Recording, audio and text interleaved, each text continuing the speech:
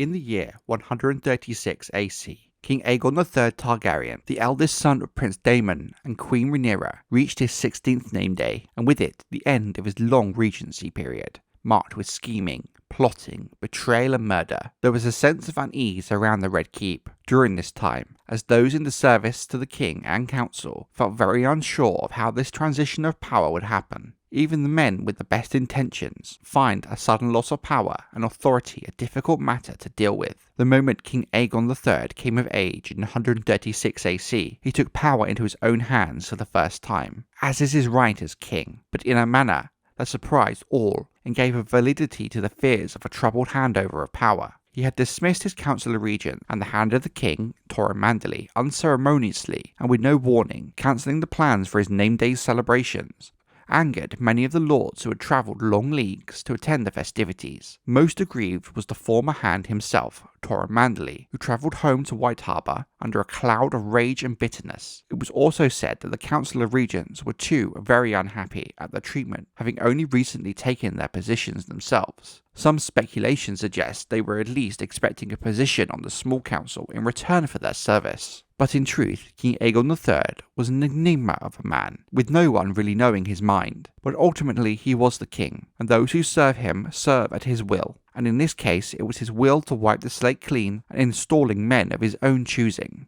Men he could personally trust and count on. The 27-year reign of King Aegon III Targaryen, for most, is a depressing read. In truth, just like the man himself, it was broken and a difficult reign. There were those who thought that once Aegon was a man grown and ruling in his own right, he might grow out of his more difficult ways, that the job of ruling would give him purpose, a purpose he could find joy in. But Aegon himself was always broken and a difficult man to work with in running the realm, and would need men around him who accepted and understood that. He'd always been a dour and dark character, given the mental trauma he had suffered during the Dance of the Dragons. As a man grown, he was melancholy to the end of his days, never happy, always causing a thick atmosphere whenever he entered a room. King found pleasure and happiness in almost nothing, and even if he could be amused briefly, it would only be for a moment before he retreated back into himself. Some mages were worried that this gloom would develop into a form of madness, but thankfully for the king and the court, this was not the case. It was those who tried and failed multiple times to help the king who ended up feeling maddened, as the king was tougher to crack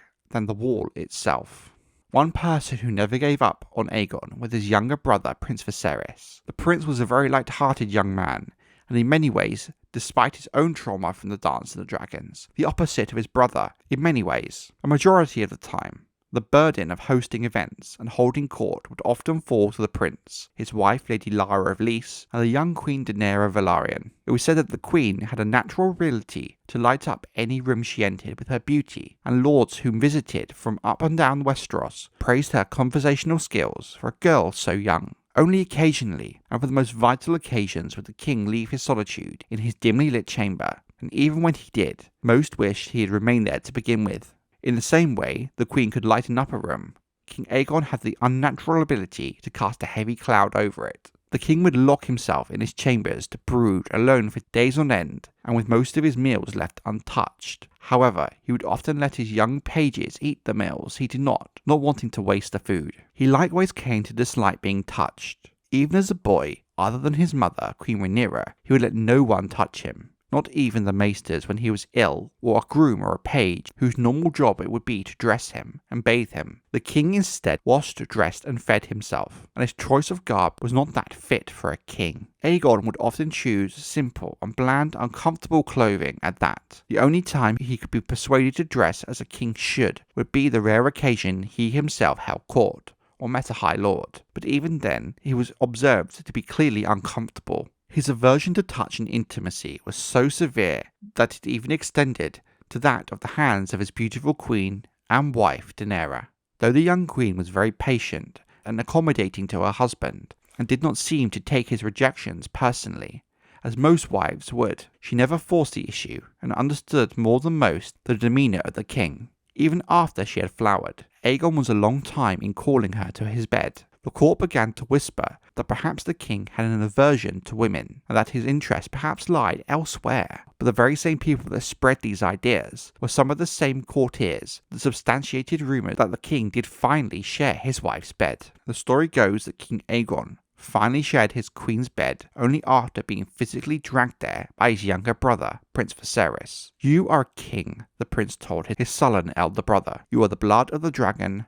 The blood of Aegon the Conqueror flows in your veins. As much as you detest it, brother, you must do your duty to your people as king. We do not want another succession crisis now, do we? And anyhow, you might find to your surprise that you enjoy it. If this event occurred, it is debatable, but does fit well with the character and nature of the prince." But ultimately, in the end, the marriage between King Aegon III and his little queen Daenerys Velaryon was blessed with 2 sons and 3 daughters, and any fear of a succession crisis dried up. Despite the hope, intimacy with his queen would lighten Aegon's mood somewhat. His behaviour seemed to suggest that it never really did. For Aegon, it seemed it was driven by wanting to do his duty as king, and while as King Aegon III Targaryen may not have been the most likeable person, he did seem to do his best to do his duty to his family, to his supporters, and to his small folk.